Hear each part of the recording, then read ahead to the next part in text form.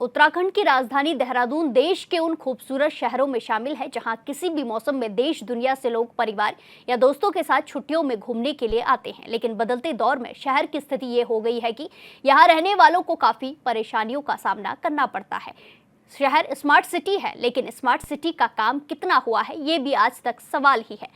Traffic jam से लेकर शहर में कई तरह की परेशानियां हैं, लेकिन जिम्मेदार ये मानने को तैयार नहीं है। ये स्थिति तब है जब राज्य में ट्रिपल इंजन वाली बीजेपी की सरकार है।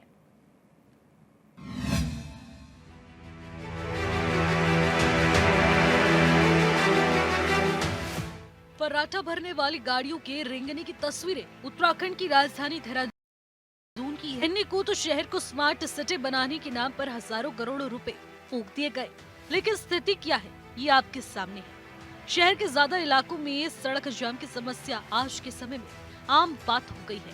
विपक्ष अक्सर पूछता रहता है कि स्मार्ट सिटी का पैसा कहां खर्च किया जा रहा है, जिस पर आरोपों की राजनीति होती है। लेकिन सच्चाई तो ये है कि रात में कई सड़कों पर लगी स्ट्रीट लाइट्स तक नहीं जलती है। ट्रैफिक में शहर के लोग घंटों फंसे रहते हैं। कई इलाकों में ट्रैफिक लाइट तक काम नहीं करती, या फिर पुलिस वाले ऑटोमेटिक सिस्टम को बंद कर मैनुअल ट्रैफिक कंट्रोल करने की कोशिश करते हैं। देखिए, ट्रैफिक की चुनौती दिन ब दिन बढ़ती जा रही है।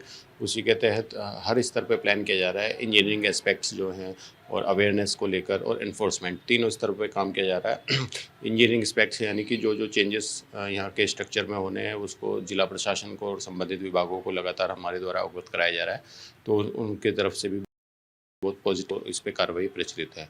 इसके अलावा अवेयरनेस के लेवल पर हम लोग जगह जगह अवेयरनेस और स्कूल्स और कॉलेज में अवेयरनेस कैंप कर रहे हैं।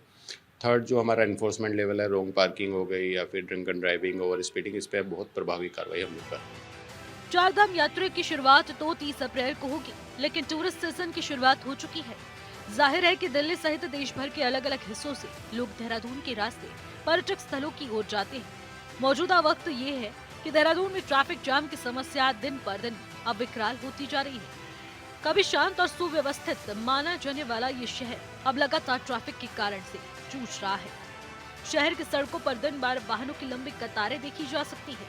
खासकर दफ्तरों और स्कूल कॉलेज के समय पर सड़कों पर वाहन रेंगते हुए नजर आते हैं, जिससे आमजन को भारी परेशानियों का सामना करना पड़ता है। जैसे कि मैंने बताया कि ये एक स्ट्रक्चर की समस्या है, इंजीनियरिंग की समस्या है, तो वो संबंधित विभागों को जहाँ जहाँ लेफ्ट टर्न फ्री या सड़क चौड़ी होना है वो संबंधित विभागों को हमने स्टडी करके भेज दी। देहरादून में ट्रैफिक जाम का प्रमुख कारण तेजी से बढ़ रही वाहनों की संख्या और भारी अतिक्रमण है।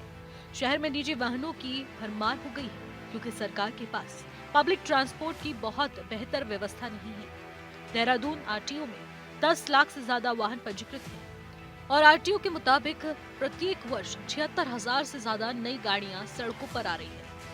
पब्लिक ट्रांसपोर्ट बेहतर नहीं होने की वजह से लोग निजी वाहनों से ऑफिस या बाजार जाते हैं, जिसकी वजह से न सिर्फ जाम की समस्या उत्पन्न होती है, बल्कि तेजी से प्रदूषण भी बढ़ता जा रहा है। शहर में कभी कभी AQI 250 तक पहुंच जाता है। बिल्कुल, देखिए, ट्रैफिक की एक बहुत बड़ी समस्या तो है। और पुष्कर सिंह धामी जी क्योंकि मुख्यमंत्री हैं, समय समय पर अधिकारियों के साथ में बैठ करके इस ट्रैफिक को लेकर के विचार मंथन भी करते हैं। रिस्पना के और बिंदाल के एलिवेटेड रोड को लेकर भी उन्होंने प्रस्ताव रखा है, और क्योंकि समय समय पर चौड़ीकरण भी किया जाता है। पर एक गाड़ियों की बढ़ोतरी होना, एक परिवार में अगर 5 लोग हैं तो पांचों के पास ही गाड़ी, ये भी एक बहुत बड़ा कारण हो सकता है ट्रैफिक होने का। और क्योंकि यहाँ स्कूल है, कॉलेज है, विधानसभा है, सचिवालय है, अधिकारियों के ऑफिस है, तो इन सारी चीज़ों को लेकर के राजधानी में ट्रैफिक की समस्या हमेशा बनी रहती है। और सरकार अपनी तरफ से पूरी कोशिश ये करती है कि ट्रैफिक ना हो, जाम की स्थिति ना हो।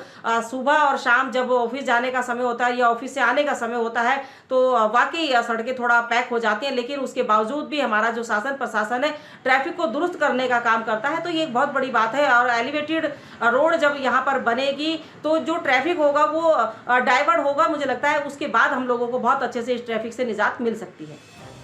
अजीब बात तो यह है कि राजधानी में ही सीएम से लेकर कैबिनेट मंत्री तक और सचिव से लेकर जिलाधिकारी तक रहते हैं, लेकिन सरकार के आंकड़ों के मुताबिक राजधानी के अलग अलग इलाकों में 19,000 से ज्यादा अतिक्रमण। अक्सर अधिकारी कार्रवाई की बात करते हैं,